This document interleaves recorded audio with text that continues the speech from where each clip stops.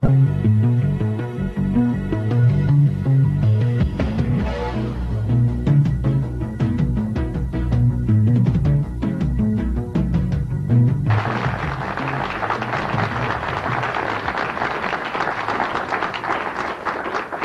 to the Prophecy Club, where we study and research Bible prophecy. Our topic for this segment is Evolution, Foundation for the Antichrist. We know that the Antichrist is coming, and most of us believe that he's alive these days. But how is it that some man could come in and rule the world for 3.5 years?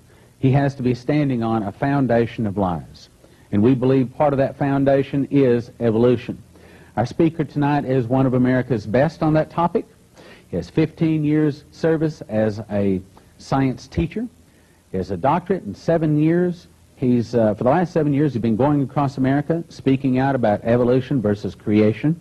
And in that time, he's had 27 debates, never having lost one. Been on some 2,000 radio programs. He's booked 2 years in advance to speak. He speaks over 700 times a year. Will you help me welcome Dr. Kent Hovind?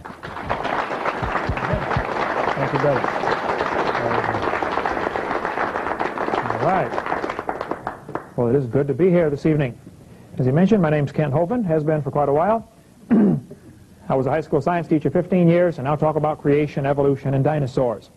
If this is the only session you're getting to see, you've already missed a whole bunch of material. We've talked about in the first couple of sessions, and you can get all my stuff on videotape. We talked about the age of the earth. You know, the Bible teaches the earth is only about 6,000 years old. The evolution view says it's billions of years old. Somebody is wrong. And the Bible would indicate that dinosaurs lived with Adam and Eve in the Garden of Eden. They were just part of the normal creation. And so for the first 1,600 years of human history, things were very different before the flood came. Things were huge. We cover all that on videotape. And number one, about why the people used to live to be 900 and all this kind of thing, and how dinosaurs fit in. But tonight I want to share with you what the theory of evolution has done for the world. There is no question the kids are being taught evolution in the textbooks. That's without question. But what is it doing for the world? And why? And who's behind all this? Is there a smoke-filled room someplace where we can go, find the people that are in charge of this? I think it's much higher than that. There probably are a lot of smoke-filled rooms and conspiracies, no question, but this is Satan versus God. Yeah. Even those folks in those smoke-filled rooms trying to have their little conspiracy, they don't even fully comprehend the real battle and what's going on. The problem is people have rejected God's authority. They don't want God to reign over them. It started with Lucifer in the Garden of Eden. Lucifer, Satan, came to Eve in the Garden of Eden, and he said to the woman, "Yea, hath God said, ye shall not eat of every tree of the garden?" First thing he said was a question in Genesis chapter 3. The second thing he said was, "Ye shall not surely die," calling God a liar. And the third thing Satan said to Eve, he said, "Ye shall be as gods." Satan started this lie that man can become like God. And it's a lie, and that's really evolution in a nutshell. Ye shall be as gods. That's where the whole idea got started. It started with Satan. It didn't start with Charlie Darwin. It started with the devil. Actually, he's the one who wants to be God. Lucifer wants to be God. Isaiah 14, Lucifer said, "I will ascend into heaven. I will exalt my throne above the stars. I will sit upon the mount of the congregation in the sides of the north. I will ascend above the heights of the clouds. I will be like the Most High." See, the devil wants to be God. But the job is not available. So he's all upset about that. And he can't be God. So he's mad at God. But he can't do anything to God. So he's mad at us because we are made in God's image. See, that's why the devil hates you. You remind him of God. He hates humanity, period. He wants to destroy the human race. Financially, emotionally, physically, spiritually, every way he can, he wants to destroy everything about what God has made. So you have to look at this from a heavenly perspective before you're going to comprehend what on earth is happening. What is going on? Satan said, "I want to be like the Most High." And he started a rebellion against God about 6,000 years ago. And we could trace the history of this long war against God. There's a tremendous book by Henry Morris, a good friend of mine in California, who's the president of the Institute for Creation Research. If you want to get that book, you can call 619-448-0900. Get their catalog from ICR. Great material. Best book on the history of the evolutionary theory that I've seen is that one. But this is really Satan versus God. There have been different groups down through history that have come to the forefront and, taken over for Satan or tried to work with Satan very closely, and there are some today doing the same thing. We could talk about how the Babylonians had an early form of evolution taught, that they thought they were going to become like God, and there have always been people who taught this evolution theory. But it's a philosophy that is destructive. Satan comes and disguises himself like an angel of light. I'm here to help you. Eve, how would you like me to show you how you can become like God? God's hiding something from you, Eve.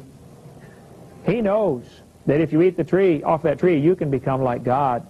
Satan lied to her, and she fell for it. Adam came along and realized what she'd done, and Adam voluntarily became sin to save Eve, just like Christ voluntarily became sin to save us. He knew what he was doing. Adam knew what he was doing. Eve was deceived, it tells us in 1 Timothy. Adam wasn't deceived. But Satan disguises himself like a messenger of light. Hey, I'm here to help you, Eve.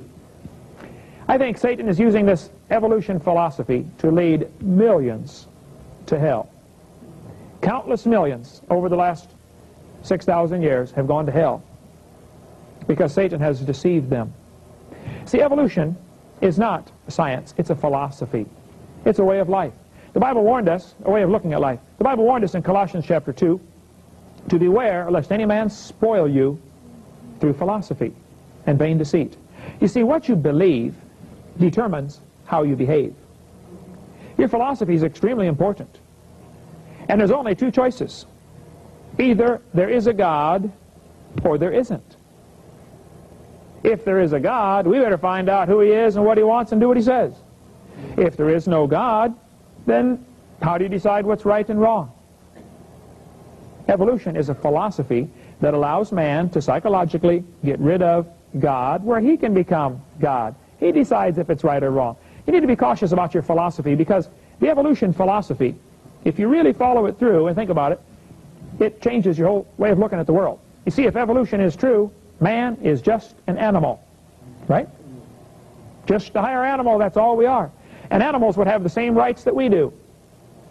Animal rights activists, huh? That comes from their philosophy of evolution, folks. If evolution is true, only the strongest have a right to survive.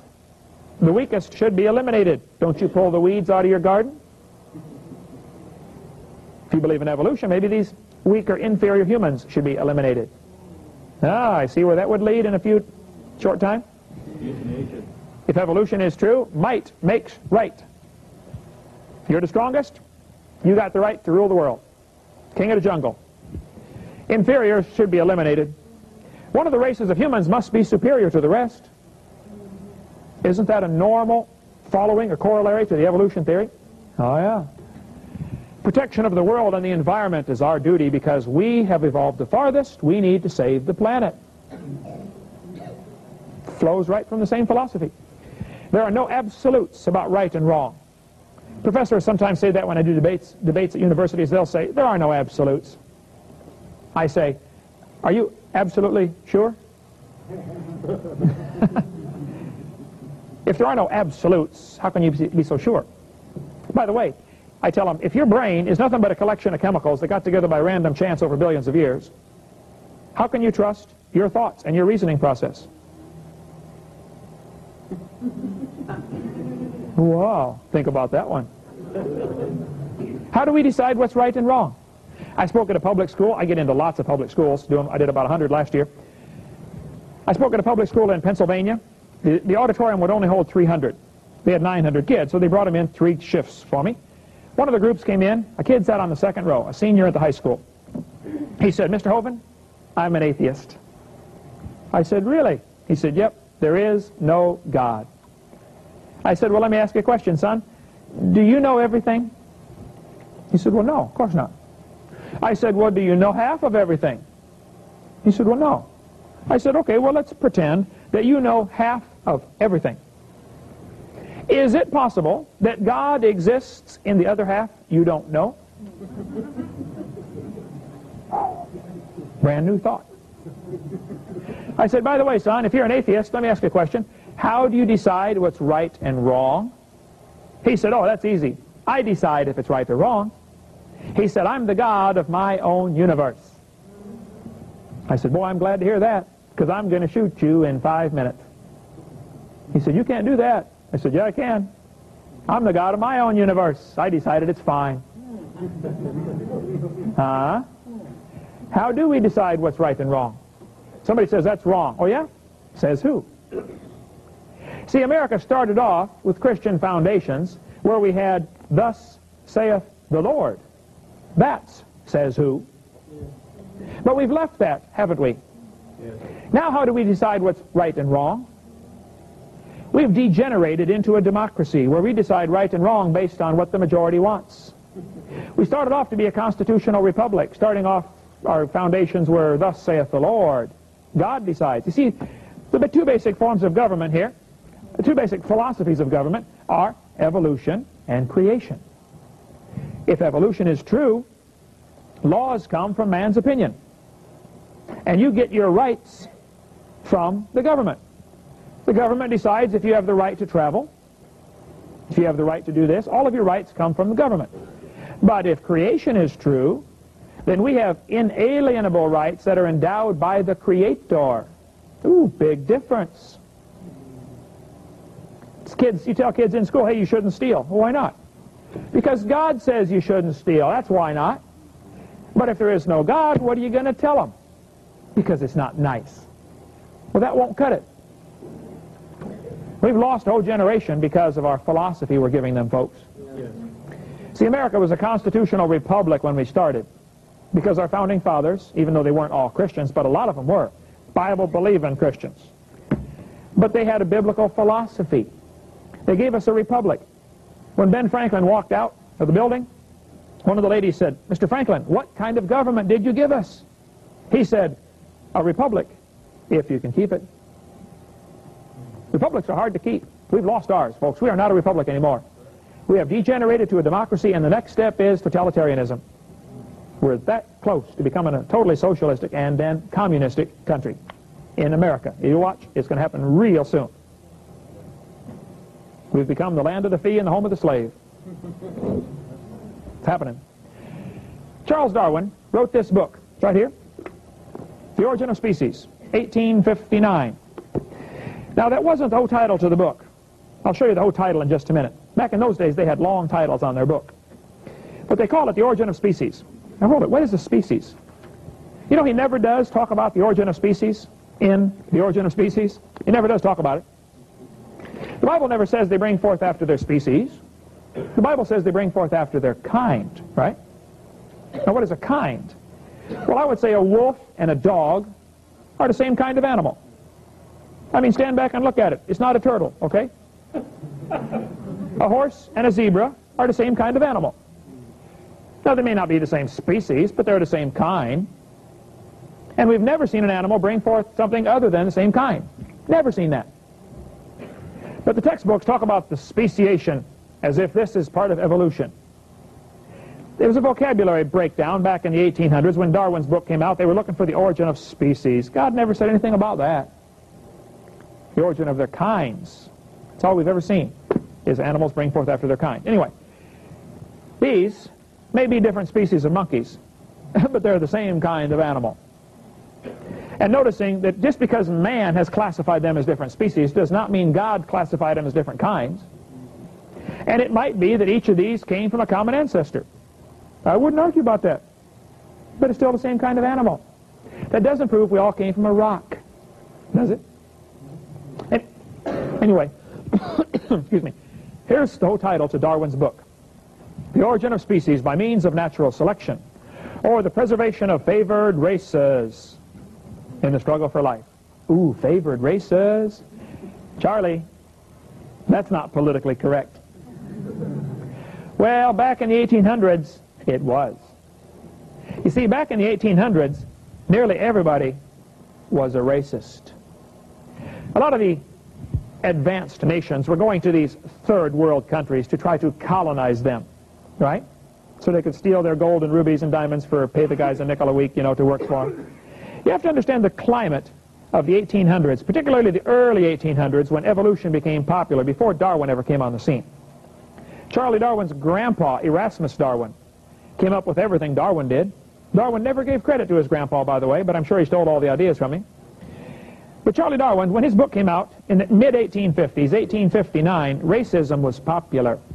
It was acceptable to be a racist. Today it's unacceptable. Darwin thought natives were just advanced animals. Well, that fits with the times. We had slavery in America in 1859, didn't we? Yeah. Civil War hadn't started yet. They bought and sold them like cows. Matter of fact, they packed them onto ships and brought them over here. They calculated how many they could get on the ship. They estimated that 1/2 of them would die en route to the New World. They chained them to the deck and left them for 2 weeks. I mean, that's where they slept, that's where they ate, that's where they went to the bathroom. They didn't move, chained to the deck for 2 weeks. 1/2 of them died. It's no big deal. Just like cows, throw it away, get a new one. That's the way they thought, folks. What's the matter with these people? Well, the problem is their philosophy. They think these people are inferior, and you always act according to your belief. What you believe is extremely important. But be careful what philosophy you have. Man, if your slave gets out of line, beat him. If he dies, oh well, go buy another one, right? Wasn't that the attitude? That these people are inferior? By the way, that's still the attitude of some groups today in America, like the KKK. I met a fellow from the KKK one time. We got talking about, I had a bus route in an all-black neighborhood, brought kids to church, had a wonderful time. Very friendly folks, get invited in. I mean, 17 years I drove a bus, church bus in a black neighborhood. Great ministry. This fellow from the KKK told me, black people don't have souls. He told me that to my face. I don't know if they all believe that, but that fellow did. Racism was prevalent during the mid-1800s, and when Darwin's book came out, at last, a scientific justification for what we've been doing already. Sold all 1,200 copies in the first day, first printing. There might have been a cover-up there. They think maybe one guy arranged to have them all bought so it would look like a runaway bestseller. But anyway, they did sell them all the first day. 1,200 copies. Had to reprint it. Racism was popular. Darwin also thought women were inferior. Charlie Darwin said, "A married man is a poor slave, worse than a Negro." If a professor said that today in your local university, how long would he keep his job? Or his life? And yet Darwin is considered one of the saints, isn't he? He was a racist and a chauvinist. By the way, he finally married his first cousin, Emma Wedgwood. Nobody else would marry him. Would you marry this guy? Strange man. These two folks had an interesting job. Back about the turn of the century back here, between 18 and 1900, Darwin's theory had become very popular. 1859, the book came out, and many people began pushing it and promoting it. Thomas Huxley and, lots of folks were pushing this evolution theory. And it kind of took over the world in the next 20 years. The world was ready for it anyway. They were looking for a way to get rid of God. There was the right climate when Darwin came along. But Darwin said we should find thousands and millions of missing links. Well, they couldn't find any. So it became very popular to look for missing links. These two folks went to Australia, and they got the Australian Aborigines and said, you know what, that looks like a missing link. Their jaws are bigger. Well, the reason their jaws are bigger is because the Aborigines don't use hardly any tools, and they use their jaws like a vise to clamp down on stuff. When they want to strip the bark off a tree branch, they clamp on it and pull the bark off. You use your jaw muscles a lot like that. The muscle pulls on the bone responds by getting bigger. Any bodybuilder will tell you the more you build your muscles, the bigger the bones get. So the Aborigines have big jawbones because they use their jaws a lot. That's why. But these guys thought, no, they're a missing link. So they went down to, the whole article's right here, published in Creation magazine, Creation Ex Nihilo. This is the 1992 March to May edition about what happened to the people in Australia, the Aborigines, Darwin's body snatchers. They went down and began robbing the graves of the Aborigines because they could sell the bones as museum displays. Pretty soon they ran out of graves to rob, so they started shooting the Aborigines. They rounded them up and shot them. The police were involved in this. A missionary, a New South Wales missionary, was the horrified witness to the slaughter by mounted police of a group of dozens of Aborigines, men, women, and children. 45 heads were then boiled down and the best 10 skulls packed off for overseas. Here's the article right here. Shot them, cut their heads off, boiled them down, and sold the bones. Why? Well, the Smithsonian was buying a bunch of them. They have 33,000 in their basement right now. You could make big money. If you had a human skull that looked slightly deformed for some reason, man, it'll sell big. They were desperate for evidence for evolution. That's what happened, folks, back about the turn of the century, looking for these missing links. Matter of fact, they got pretty desperate. They took a fellow named Ota Benga away from his wife and family, 2 kids, and put him in a cage with chimpanzees. He was a pygmy from Africa. He was part of an evolution display. Did you know in 1904, in the St. Louis World's Fair, they had pygmies as an evolution display? Go to the St. Louis Zoo. Ask them, hey, where was the pygmy display set up? They'll show you. This was part of the evolution display, 1904. Talk about racism. Oh, yeah. Karl Marx was greatly affected by this theory. Karl Marx developed his theories about the same time Darwin was developing his. But Karl Marx would have been just a little footnote in history. Nobody would have paid any attention to Karl Marx if it hadn't been for Charles Darwin's theory coming along. See, Karl Marx claimed to be a Christian. I don't know if he was or not, but at age 17, he wrote a beautiful paper about how much he loved the Lord. And then Karl Marx went off to college. And in college, a professor turned him away from Christianity. You know, I wonder how many Christian kids have gone off to secular colleges and had their faith destroyed. It seems like every secular college or university has a couple of professors who they think it's their duty in life to ruin Christians, don't they? I remember when I went to college, first day in sociology class, first day, the professor said, are there any Christians in the room? I raised my hand. I was 19. I got saved when I was 16. He said, I looked around. I said, I guess I'm the only one, sir. He said, Mr. Hovind, you a Christian? I said, yes, sir. He said, let me ask you a question. Can God do anything? I said, yes, sir. By the way, that's not true. There are many things God cannot do. He cannot learn. He already knows it all. He said, Mr. Hovind, let me ask you a question. If God can do everything, can God make a rock so big he can't lift it? I said, I don't know, sir, but I know he can make one so big you can't lift it. No problem. You know, they use questions like that to destroy some kid's faith. By the way, I've learned a good answer to that one. Jesus often answered a question with a question, right? Especially a dumb question like that. If somebody asks me that question, can God make a rock so big he can't lift it? I'll ask him this question. I'll say, have you ever had geometry? You ever studied geometry? They typically will say yes. I say, tell me, can you tell me the definition of a line? Yeah. A line goes forever in both directions. Very good. Now, can you tell me the definition of a ray? They'll say, oh, yes. A ray goes forever in one direction. Oh, very good. Now, let me see if I got this straight. A line goes forever in both directions, and a ray goes forever in one direction. All right, let me ask you a question. Which one's longer?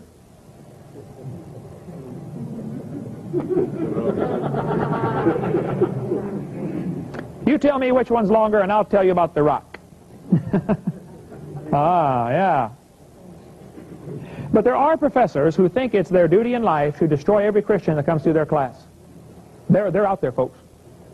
And I don't recommend you send your kid off to a secular university unless you're positive they can handle it, because an awful lot of them don't handle it. Awful lot of them get ruined. Bunches of them. You say, yeah, but if he goes to a Christian college, he won't be able to get a good job. Oh, now we know what's important to you, don't we? George. Oh, Abe. My wife didn't find that one. Now we know, don't we? Money more important? Yeah. Well, Karl Marx got ruined in college. He became a real scoffer, skeptic. Matter of fact, Karl Marx's whole philosophy revolved around this theory of evolution. Karl Marx's book, Das Kapital, he tried to, this is the title page, dedicated to Charles Darwin, from a sincere admirer, Karl Marx. See, Karl Marx knew communism wouldn't make it any place as a philosophy without evolution. You have to get rid of God for communism to work, because communism is the opposite of Christianity in almost every way. Karl Marx knew that. Karl Marx talked about evolution in his speeches, I mean, over and over. His whole philosophy was evolution. Karl Marx later in life said, "My objective in life is to dethrone God and destroy capitalism." Nice guy, huh? He got ruined. You know what really happened? His philosophy changed. The devil wants to destroy your philosophy, the way you look at the world. That's what he wants to destroy. Karl Marx wrote the Communist Manifesto in 1846. Everything is anti-Christian about this. Abolish private property. By the way, that's the real purpose behind the environmental movement. It has nothing to do with saving the environment. They want to abolish private property. They want to make you get a permit for everything. You're going to cut down a tree. You've got to get a permit. Well, you're going to get a permit to mow your grass someday too?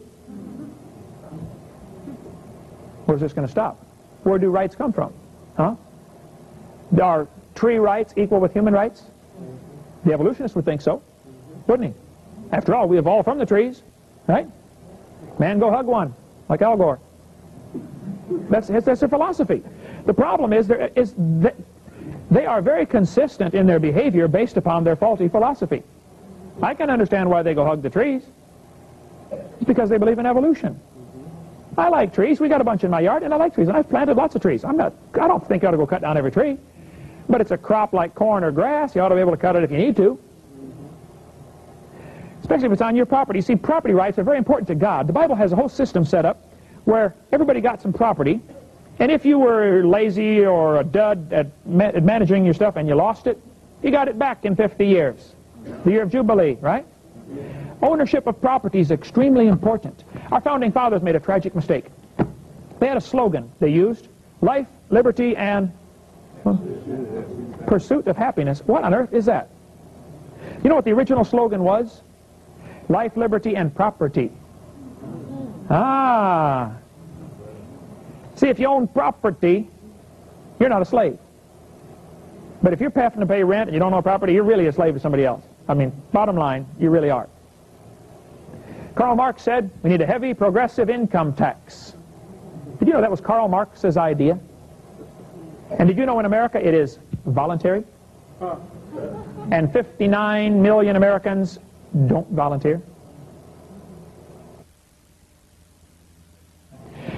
He said we need to abolish the rights of inheritance, confiscate the property of rebels. Ooh, who decides who's rebellious and against what are they rebellious? Huh? Again, getting rid of the property. A central bank. Karl Marx's idea? Did you know we don't have any money? We have a Federal Reserve note. This is not money. This is a piece of paper. You can't eat it. You can't wear it.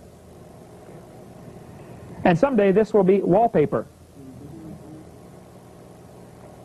Our money's gone, folks. Lawful money is silver and gold. And I've studied all the arguments, and we can get into that for a long time if you'd like.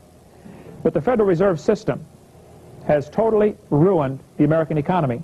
And now they can cause a depression or recession whenever they want. And they use a system called crisis management. Create a crisis so that we can create a solution. You know, the communists wanted to get a military base in Cuba. That's what they wanted. So the communists have a technique called the dialectic. You take 2 steps forward and then 1 step back. And everybody thinks, oh, he changed. Ah, you're 1 step closer. So what they did, they wanted a military base in Cuba. So they brought in a military base and missiles, right? Kennedy said, get them missiles out of there. And they, huffed for a while. Finally, okay, they got the missiles out. They kept the base. That's all they wanted. They've done that all over the world. Step by step, taking over, creeping in. Karl Marx said we need a central bank. Boy, when they got the Federal Reserve System and voted in 1913, the communists rejoiced. They said, this is it, the beginning of the end for America. Because now they can manufacture a depression. 1929 depression was totally manufactured because they wanted a new world order. There have always been folks who want to help Satan get one world control. Satan wants to control the world and wipe out humanity totally. Now these idiots think that they are going to wipe out everybody else, but not themselves. Satan has plans to wipe them out too, but they don't know that. Satan's in charge of all this. They want to reduce the world population to 2 billion by the year 2000 and then to 500 million after that. Well, it's going to be down to 0 when Satan gets done, if he has his way. So what they did, in 1929, they manufactured a depression. A couple of years later, everybody's starving, and they said, wow, what are we going to do? And Roosevelt comes in and says, well, I got a deal for you. Come down and get your Social Security number. Huh? People lined up to get it. By the way, that is totally voluntary. And if you have a Social Security number, you have just entered into a trust. You're part of a trust agreement, and you've got a whole bunch of things you've got to do now. But if you send them a little letter saying, I don't want my Social Security number anymore, you rescind your number, and anybody can do that. Simple. I don't have one. I haven't had a number in 20 years. Don't have a Social Security number? No. Why? Who would want one of them anyway? It's neither social nor is it secure. You say, what's going to happen when you get old? Well, I think the Bible says we're supposed to take care of our own family, aren't we? I don't know. I'm going to provide for myself. If you think you can send your money through your state capital and through Washington and get more back when you're 65, something's wrong with your thinking. Anybody can drop out. Matter of fact, some people have rescinded their Social Security number and then sent letters off and got all the money they've ever paid in back. I don't know if it can always be done, but some people have done that. But it's totally voluntary. Now, if you volunteer, hey, you pay the piper if you're going to dance to the tune. But you might want to get out of that. Anyway, central bank. What they're going to do next time is manufacture a depression, coming real soon probably, collapse the U.S. economy, which can easily be done overnight. And then everybody will line up and say, oh, hey, we're starving. What can we do? They're going to say, you know, we really got a problem. We need to solve this. But there's too many illegal aliens. There's too many bad checks. There's too many, you know, too easy to counterfeit money. Let's give everybody a permanent identification, a little microchip, like this one right here. You ever heard of the little microchip? I've had 4 people tell me in the last 2 months that they saw somebody go to the store in America. 2 of them were in Missouri, 2 were in Arkansas. They saw them go to the store, run everything over the scanner, and then run their hand over the scanner to pay for it. I haven't seen it yet, but I've had 4 people tell me they saw it. A little debit card embedded under the skin, little microchip. The technology is here. Had a guy tell me 2 weeks ago, a friend of his sold his house, and the guy paid him in cash, $30,000. He's driving down the highway, and the policeman pulled him over. He wasn't breaking any laws. Policeman pulled him over and said, why are you carrying so much cash? He said, how do you know I'm carrying cash? He said, oh, that little magnetic strip in there shows up on these guns we've got. We can tell how much cash you've got. You ever seen that little strip in the money? That's the real purpose behind it. Yeah. Interesting, huh? Central bank. Last crisis was to get the Social Security number. Next one's going to be to get the little microchip. And you won't be able to buy or sell without it. Better read Revelation 13 and 14 pretty carefully tonight when you go home. Government ownership of communication and transportation. Do you have to get a driver's license? Yep. Well, I have one, but you don't have to have one. You know, all over the United States, people are giving up, sending their driver's license back in, saying, I don't want this. Because along with this comes responsibilities. And you can get out of the whole thing, if you like. See me, I can give you more on that. I don't want to I could chase all of these rabbits down a long trail, but I want to stick with the central theme of how it ties in with evolution, okay? So we're going to try to, don't get me started on this stuff, okay? We're just going to, I'm just going to kick them and keep walking, all right? But believe me, there's a lot to learn out there. Government ownership of factories and agriculture. Ooh. You know, government is so heavily involved in agriculture, these guys are just tied in, inseparable. They had 2 farm agents met one day at the office, and one of them was crying. He said, what are you crying about? He said, my farmer died. They got about 1 farmer apiece for every farm agent. Folks, we're getting socialized in our farming system. Government control of labor. Corporate farms, regional planning, government control of education. Karl Marx, why do you want the government to control education? Oh, that's Karl Marx's idea. Now, they had some public schools before that, but most of the people in the 1800s, 90% of the people went to private schools. They were flourishing. And a group of rich, smart folks got together and said, you know, if we're ever going to control America, we must have a public school system. There's a whole article on the table here about why we got a public school system and how it all ties in. You have to have that, folks, so you can teach the kids what you want them to learn. You got to make them good citizens. Not good Christians, good citizens. Certainly not smart people. You want to make them obedient slaves. And the dumber they are, the easier they are to control. Maybe that's why so many high school graduates can't even read their own diploma. Communist rules for revolution. You know, this was kind of accidentally discovered. 1919. Somebody found this, the red rules, how to take over a country. Corrupt the young. Break down the old moral virtues. There are no rights and wrongs. Encourage civil disorders. Soft government attitude toward crime. Well, he's only murdered 4 people. 3 strikes and you're out, you know. How about 1 strike and you're out? Divide the people into hostile groups. Get the people's minds off their government. Focus their attention on athletics.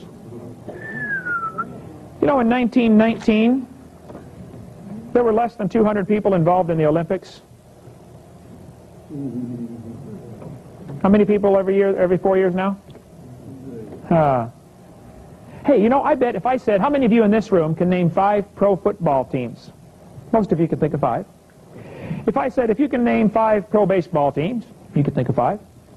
If I said, if you can name both of your state's senators, probably a lot of you couldn't even name both of your senators. If I said, if you can name who your representative is and what district you're in, half of you wouldn't know.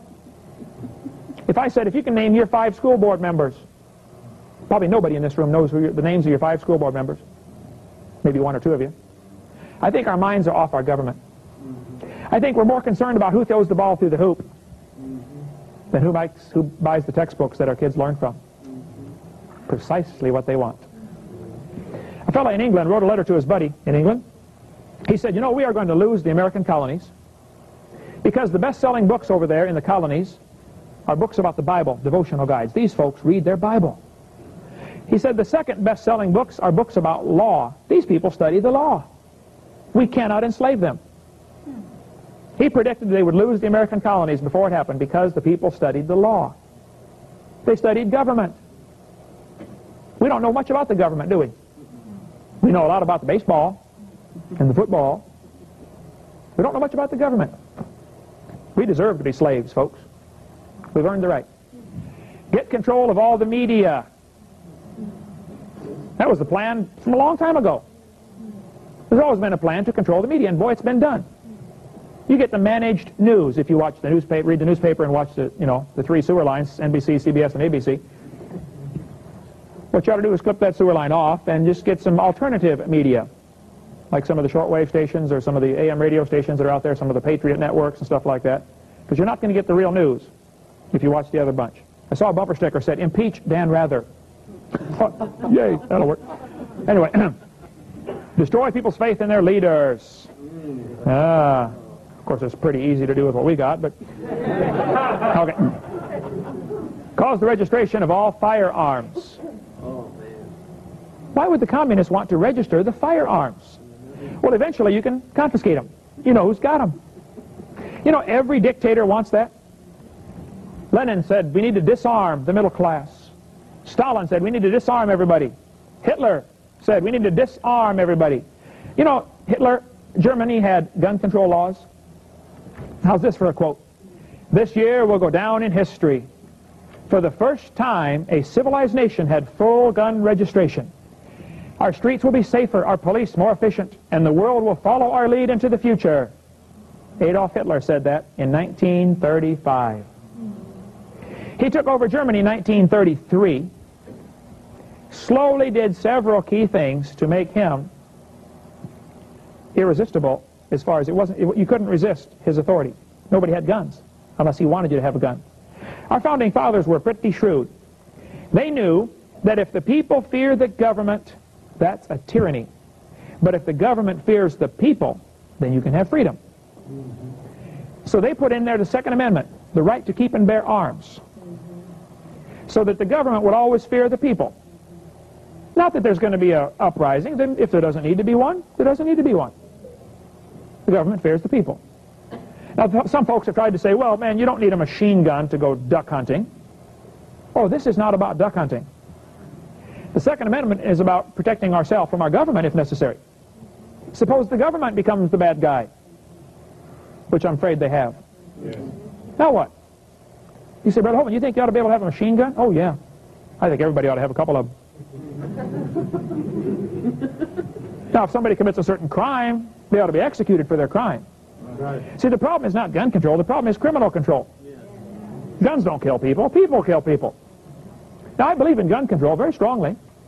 I believe gun control is being able to hold it steady and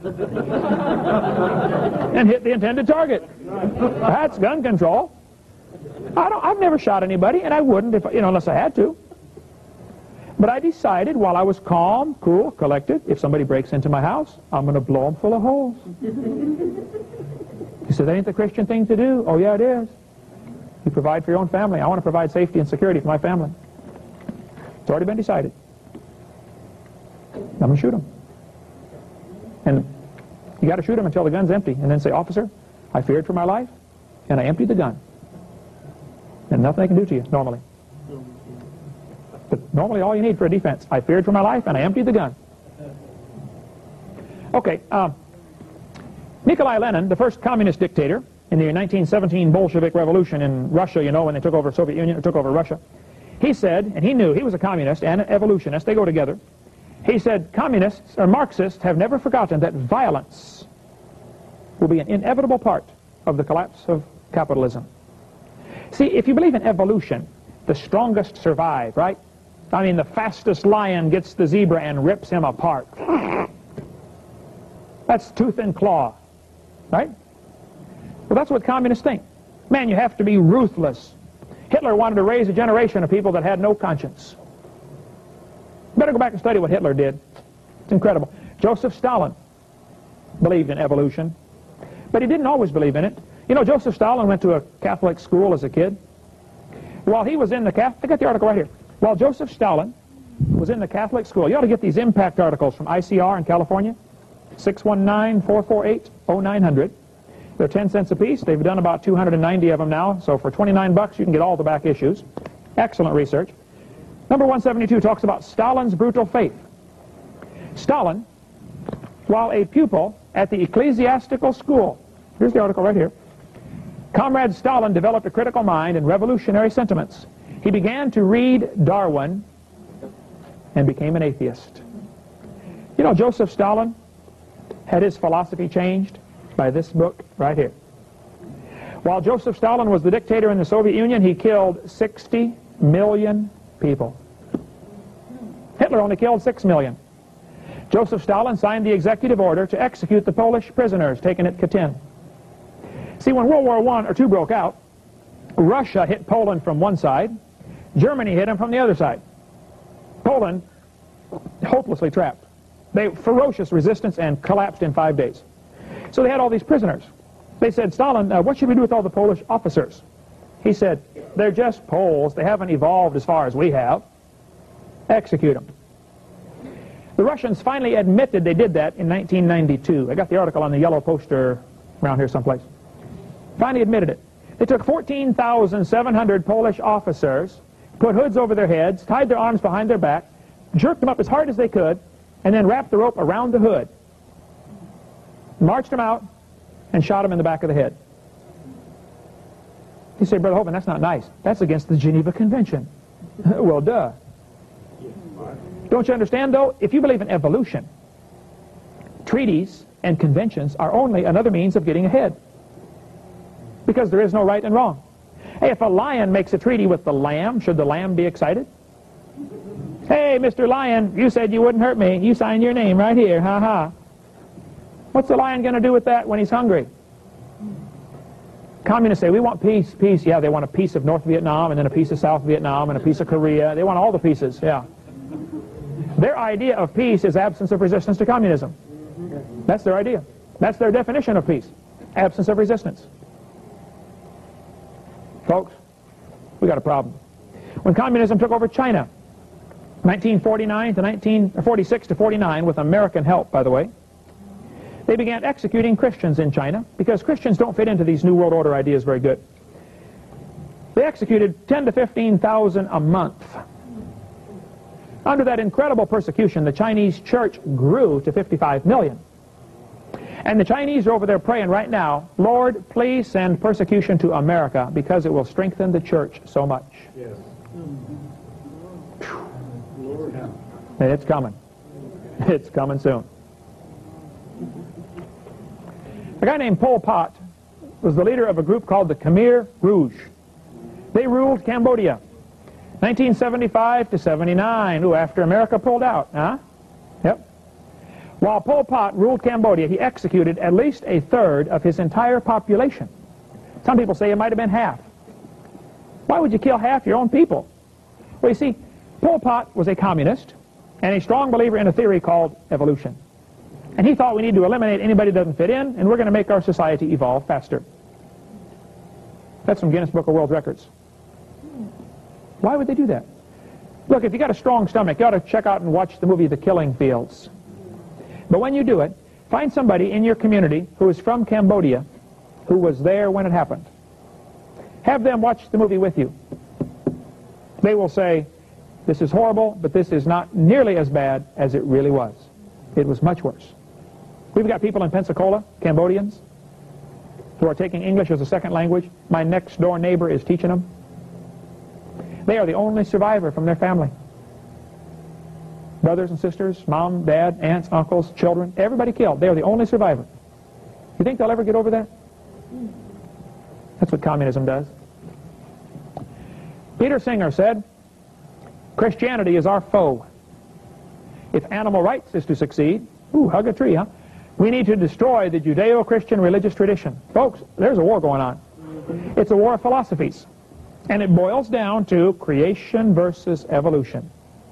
God's philosophy versus Satan's philosophy. That's what it all boils down to. Peter Singer believes in evolution. The trees have rights equal to or surpassing the human rights. David Foreman in Earth First said, we must make this an insecure and inhospitable place for capitalists and their projects. We must reclaim the roads, plowed land, halt dam construction, tear down existing dams, free shackled rivers, and return to wilderness millions and tens of millions of acres of presently settled land. All right, David, let's start with your house. Oh, they don't want that. They want to tear down somebody else's house, not theirs. Prince Philip, you ever heard of him? Founder of the World Wildlife Fund, said, if I were reincarnated, I would wish to return to Earth as a killer virus to lower human population levels. You know what his problem is? His problem is his philosophy. He doesn't see things the way God sees them. He sees the world the way the devil sees it. Man is the enemy. Satan hates humanity. Now, Prince Philip is not the enemy, but he does work for him. We need to try to win Prince Philip to the Lord. Any human, regardless of what they do. I mean, Adolf Hitler could have got saved. God can forgive you. But we need to be careful to distinguish who the enemy is, and it's Satan, okay? It's not these people. In order to stabilize world population, we need to eliminate 350,000 people a day, Jacques Cousteau said. Something's wrong with his philosophy. Huh. John D. Rockefeller believed in evolution, but he applied it to the business world. And you will not understand the history of the 1800s until you see how the evolution philosophy ties in. These guys that developed their big monopolies, we finally had to get the trust busters and the unions and the child labor laws and all that kind of stuff. It all comes back to a basic philosophy of right and wrong based on, are there absolute rights come from God? Or is it the strongest survive? You won't understand what happened with Rockefeller and Carnegie and all those industrial giants until you see how their philosophy was affected by Charles Darwin. Go back and read about them with that in mind. See what you think. Theodore Roosevelt was greatly affected by this philosophy of evolution. When Roosevelt was president, he said all sorts of things that really ought to make you sit up and say, wait a minute, what's the matter with this guy? Roosevelt was probably a Christian. I don't know if he was or wasn't, but he probably was. Probably in heaven right now. But Roosevelt had a bad philosophy. He was influenced by Charlie Darwin. Roosevelt said, I wish very much that the wrong people could be prevented entirely from breeding. Who's the wrong people, Teddy? All these inferiors. He thought that the immigrants from Europe, Scotland, Ireland, and the Orient are a threat to American society. How many of you have ancestors from one of them places? Inferior. You ever wonder what happened and why it happened to the Indians in the late 1800s? Why were the white people so cruel and break all their treaties with the Indians? Why? Well, you see, many of our people back in this time, even good, godly people, had a bad philosophy. They were influenced by evolution. That's why in 1871, Congress scrapped all treaties with the Indians and moved them off to the reservations. You want to read a story that'll break your heart, you ought to read about the Trail of Tears and see what happened to the Cherokee Nation. They were marched out of their property 2 weeks before harvest time, by the way. So the people who came in and took over their land had crops already ready to go. Chattanooga, Tennessee was named, used to be Ross's Landing or Rossville or something like that, after Chief Ross. Moved all the Indians out, had to give it a new name. Renamed the city so people would forget. Well, I haven't forgotten. 1/3 of the Cherokees died along the way to Oklahoma. Trail of Tears. Read about that. Why did they do that? Well, you see, if you believe the Indians are inferior, they haven't evolved as far, that's normal. It's natural thinking, isn't it? But if you believe God's word that says all nations are of one blood, Acts chapter 17, well then, everybody's equal in God's sight. And we're all descended from Adam, right? See, it's a philosophical difference that makes a big difference in how you behave. Your belief determines your behavior. That's why they did to the Indians what they did. You might have heard of Benito Mussolini, dictator from Italy. You know, he believed in evolution. Ooh, big time. And he thought the Italians were superior. They went down to Ethiopia and slaughtered the Ethiopians because they were black. They haven't evolved as far. They're just black people. They went down with their tanks and machine guns and airplanes and fought against the Ethiopians with their shields and spears. There's a slaughter. You might have heard of Adolf Hitler. Family name used to be Schicklgruber, but he couldn't spell that in kindergarten, so they changed it to Hitler. Hitler's philosophy was all messed up because of Darwin and other folks at that time. And the offspring of Darwin, like Nietzsche, who thought the German super race was the one, you know, Superman, Hitler, thought about that. Hitler wrote this book, Mein Kampf. You ought to read this book, folks, to see what's this guy thinking. In this book, Hitler talked over, I could show you hundreds of quotes from that book. Hitler talked about nature does not desire the blending of a higher with a lower race. Who's a higher race, Adolf? He talked about the Aryan blood. You ever heard of that, the Aryans? Aryan nation? Still very active today, by the way. Racial crossing. I mean, the whole book is full of racism. I was in New Hampshire preaching up there, and I went to Keene State University to visit their library. They got a great library, a whole bunch of books about Hitler and the Holocaust. I read about a book a month about Hitler and the Holocaust, just to keep my blood boiling. I just read one 4 days ago. Hitler's Cross. Tremendous book by Lutzer from Moody Bible Institute. Erwin Lutzer wrote this. Great book. I went to the library, and they've got a whole section of books, about half as big as this room, on nothing but Hitler and the Holocaust.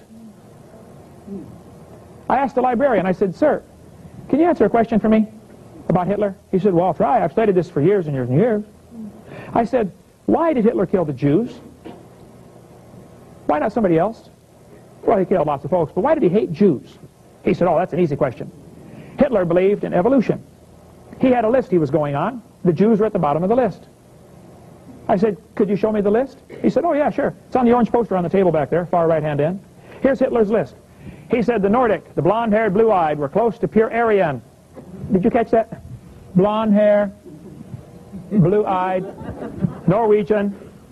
Thank you, thank you. Close to pure Aryan. The Germans, predominantly Aryan. The Mediterraneans, slightly Aryan. Slavics, half Aryan, half ape. This is the list he used. Orientals, you know, Chinese, Japanese, Filipino, slightly ape. Black Africans, predominantly ape. Jewish, close to pure ape. Why? Hitler killed the Jews because he believed the Jews hadn't evolved as far. If he'd have killed all the Jews, he made a good start on it, by the way, guess who would have been next? Hitler hated black people. Does anybody know where the Olympics were held in 1936? Berlin, Germany. Guess who won the most gold medals? Jesse Owens, the black American athlete. Hitler was so angry he walked out of the stadium. He said, "This is not fair to make my humans race against this black." Excuse me? That was the Mormon church religion too, or philosophy, by the way, for quite a while, until they discovered the blacks can play basketball for BYU. So the Mormon church is founded on the philosophy of evolution. Ye shall be as gods. If you're a good Mormon, you get to go off and start your own universe someday and be a god. If you're a good Mormon wife, you get to go to heaven and be eternally pregnant, producing spirit babies. My wife don't want to go. Staying right here, forget it. What's the problem with these guys? Hitler, his philosophy was evolution. He slaughtered the Jews. Matter of fact, he offered to send them out first. 1938. He said, "Who wants the Jews? I'll send them to you. I'll give them to you on luxury ships." President Roosevelt refused to take them. Did you know they could have been saved? But nearly every other country except Sweden refused to take them in. What happened? Well, there was a climate of racism about that time. You might want to go back and read the immigration quotas from the 1930s in America. Blonde-haired, blue-eyed, come on in. Jewish, no, sorry. Only a few thousand a year can come in. Folks, it was racism that motivated that. So they began killing them. Just a few at first, and then by the thousands, and then by the millions. You know, they built chambers and gas chambers and concentration camps. I'm telling you, I read a book a month about this, okay? My head's full of this kind of stuff.